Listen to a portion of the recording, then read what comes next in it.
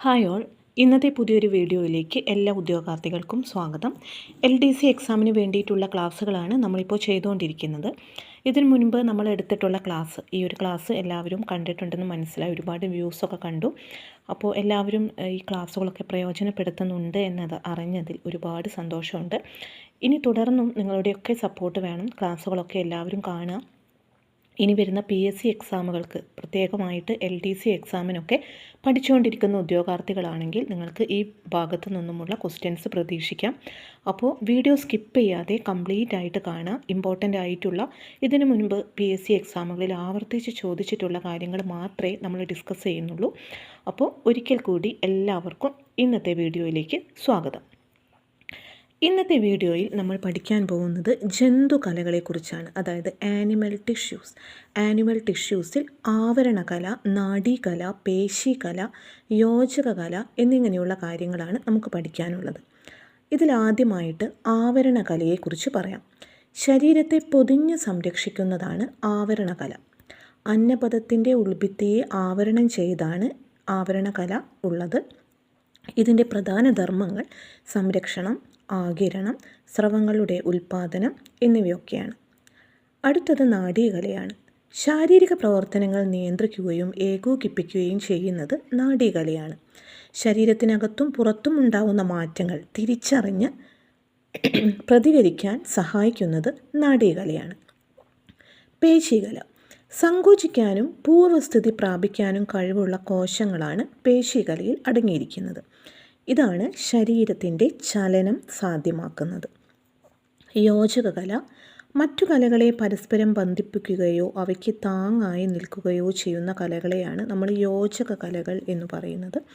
അസ്ഥി, തരുണാസ്ഥി, നാരുകല, രക്തം തുടങ്ങിയവ വിവിധ യോജക കലകളാണ്. അസ്ഥിയും തരുണാസ്ഥിയും ശരീരത്തിന് താങ്ങും സംരക്ഷണവും ആകൃതിയും ഒക്കെ നൽകുന്നു. നാരുകലയാണെങ്കിൽ ഇതര കലകളെ ബന്ധിപ്പിക്കുകയാണ് ചെയ്യുന്നത്. അടുത്തത് സസ്യകലകളെക്കുറിച്ച് നമുക്ക് പഠിക്കാം. സസ്യങ്ങളുടെ വളർച്ച പ്രധാനമായും കേന്ദ്രീകരിച്ചിരിക്കുന്നത് കാണ്ഡത്തിൻ്റെയും വേരിൻ്റെയും അഗ്രഭാഗങ്ങളിലാണ്. സസ്യങ്ങളിൽ കാണ്ഡത്തിൻ്റെയും വേരിൻ്റെയും അഗ്രാസ്തങ്ങളിൽ കാണപ്പെടുന്ന പ്രത്യേക കോശങ്ങളെയാണ് മെരിസ്റ്റമിക കോശങ്ങൾ എന്ന് പറയുന്നത്. വിവിധ ഇനം സസ്യകലകൾ രൂപപ്പെടുന്നത് ഈ മെരിസ്റ്റമിക കലകളിൽ നിന്നാണ്. അഗ്രമെരിസ്റ്റം വേരിൻ്റെ കാണ്ഡത്തിൻ്റെയും നീളം കൂടാൻ സഹായിക്കുന്നതാണ്. പാർശ്വമെരിസ്റ്റം കാണ്ഡം വണ്ണം വയ്ക്കാൻ സഹായിക്കുന്ന മെരിസ്റ്റമാണ്. ദ്വിബീജ പത്രസസ്യങ്ങളിൽ മാത്രം കാണപ്പെടുന്ന മെരിസ്റ്റമാണ് പാർശ്വമെരിസ്റ്റം. കാണ്ഡം നീളം കൂടാൻ സഹായിക്കുന്ന മെരിസ്റ്റമാണ് പർവാന്തര മെരിസ്റ്റം. സ്ഥിരകലകളെ രണ്ടായി വിഭജിച്ചിരിക്കുന്നത് ലഘുകലകൾ, സങ്കീർണ കലകൾ എന്നിങ്ങനെയാണ്. ലഘുകലകൾ. വിവിധ ഇനം ലഘുകലകൾ പാരൻ കൈമ, കോളൻ കൈമ, സ്ക്ലീറൻ കൈമ എന്നിവയാണ്. ന്യൂക്ലിയസോട് കൂടിയ ഉരുണ്ട ആകൃതിയിലുള്ള സജീവ കോശങ്ങളെയാണ് പാരൻ കൈമ എന്ന് പറയുന്നത്. സസ്യത്തിൻ്റെ മൃദുഭാഗങ്ങൾ നിർമ്മിച്ചിരിക്കുന്ന കലകളാണ് പാരൻ കൈമ. ക്ലോറോപ്ലാസ്റ്റ് അടങ്ങിയ പാരൻ കൈമ കോശങ്ങൾ ക്ലോറൻ കൈമയാണ്. വായു അറകൾ കാണപ്പെടുന്ന പാരൻ കൈമ കോശങ്ങളാണ് എയറൻ കൈമ. അടുത്തത് കോളൻ കൈമ. കോശഭിത്തിയുടെ മൂലകളിൽ മാത്രം കാണപ്പെടുന്ന കട്ടി കൂടിയ ഒരുതരം കോശമാണ് കോളൻ കൈമ. സസ്യങ്ങളെ ആവശ്യാനുസരണം വളരാൻ സഹായിക്കുന്നതാണ് ഈ കോളൻ കൈമ കോശങ്ങൾ. സസ്യത്തിനെ കാറ്റടിക്കുമ്പോൾ ഒടിയാതെയും മറ്റും സഹായിക്കുന്ന കലകളാണ് കോളൻ കൈമ. സസ്യഭാഗങ്ങൾക്ക് താങ്ങും ബലവും നൽകുന്ന കോശഭിത്തിയുടെ എല്ലാ ഭാഗത്തും ഒരേപോലെ കാണപ്പെടുന്ന കട്ടി കൂടിയ തരം കോശങ്ങൾ സ്ക്ലീറൻ കൈമയാണ്. സ്ക്ലീറൻ കൈമ കോശങ്ങളുടെ ഭിത്തി കനം കൂടിയതായിട്ട് കാണപ്പെടുന്നത്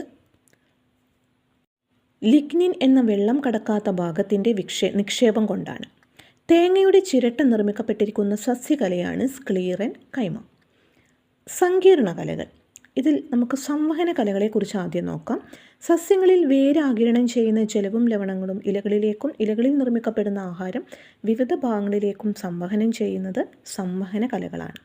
സംവഹന കലകളെ രണ്ട് സങ്കീർണ കലകളുണ്ട്: സൈലം, ഫ്ലോയം.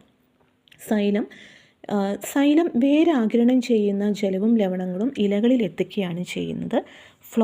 അടുത്തത് ഫ്ലോയമാണ്. ഇലകളിൽ തയ്യാറാക്കിയ ആഹാരം സസ്യത്തിൻ്റെ വിവിധ ഭാഗങ്ങളിൽ എത്തിക്കുന്നത് ഫ്ലോയമാണ്. ഫ്ലോയവുമായി ബന്ധപ്പെട്ട പാരൻകൈമ കോശങ്ങൾ ഫ്ലോയം പാരൻകൈമയാണ്. അപ്പോൾ ഇത്രയും കാര്യങ്ങൾ ഇതിൽ ഇമ്പോർട്ടൻ്റ് ആയിട്ടുള്ളതാണ്. അപ്പോൾ നമ്മൾ എന്തൊക്കെ പഠിച്ചു? ജന്തുകലകൾ, സസ്യകലകൾ, ലഘുകലകൾ, സങ്കീർണ കലകൾ എന്നിവയാണ് ഇന്നത്തെ ക്ലാസ്സിൽ നമ്മൾ ഡിസ്കസ് ചെയ്തത്. അപ്പോൾ നിങ്ങൾക്ക് ക്ലാസ് ഇഷ്ടപ്പെട്ടെന്ന് വിചാരിക്കുന്നു. ക്ലാസ് ഇഷ്ടപ്പെട്ടെങ്കിൽ ലൈക്ക് ചെയ്യാനും ഷെയർ ചെയ്യാനും മറക്കരുത്. പുതിയൊരു വീഡിയോയുമായിട്ട് കാണാം. താങ്ക്